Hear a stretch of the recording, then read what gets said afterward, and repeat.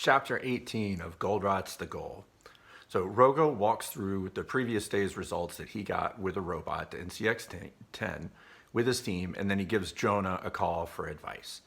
Jonah coaches them that constraints aren't necessarily bad, right? And I think this is a common misconception that people who are new to manufacturing or new to this way of thinking or new to the theory of constraints, they think that a constraint must be a bad thing, and it's not. It's just something that exists. So constraints aren't bad, they're simply a reality that must be identified and dealt with. Every system has a constraint. That's part of what makes it a system. There will always be some part of the system that is the constraining activity, the constraining component to throughput.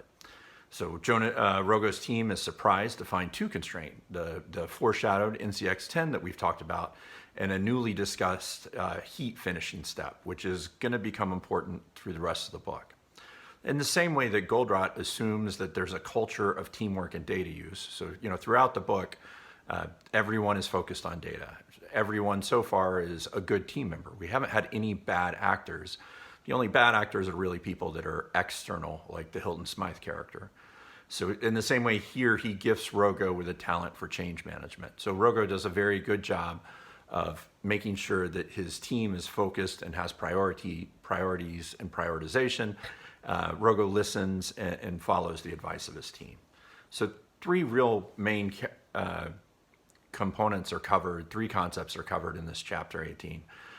Again, the first being that bottlenecks are not bad. Covered in this quote by Jonah, he says, no, bottlenecks are not necessarily bad or good, says Jonah. They are simply a reality. What I am suggesting is that where they exist, you must then use them to control the flow through the system and into the market.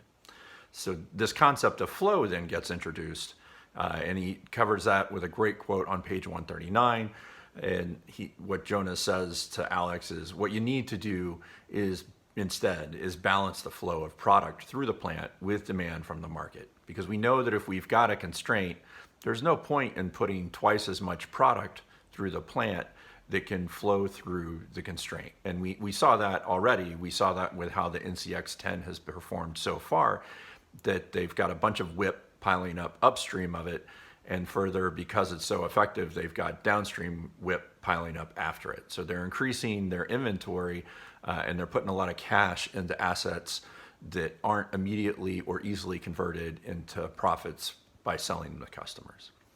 There's another concept that's really important here too that Rogo starts to cover with his team, and that's that if you have a constraint, how do you find it, right? We've now covered that every system has a constraint. We shouldn't be upset at the constraint. We shouldn't be angry at the constraint. In the same way that we shouldn't have been angry with Herbie earlier, right? The constraint knows it's the constraint. The constraint wants to do better. So how do you find that constraint? And this is a pretty good point, is in the same way that you could see the constraint easily on the scout trail, where you could see that Herbie was the slowest, in the plant, just like we did with the NCX-10 earlier, look for the areas where WIP is piling up in front of an activity. When you get into CCPM, critical chain project management, which is a project management method that uses the goal, you look for the people who have a ton of work piled up in front of them if you're looking for ways to optimize project management. So on page 143, Goldratt starts using Herbie's name as a synonym for constraint.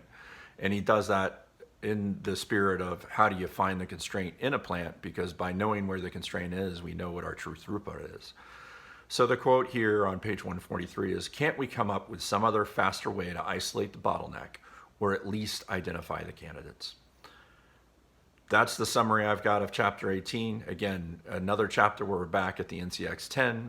Rogo is showing us by asking questions. Rogo is taking on many of the good Socratic method approaches that he's seen used on him by Jonah.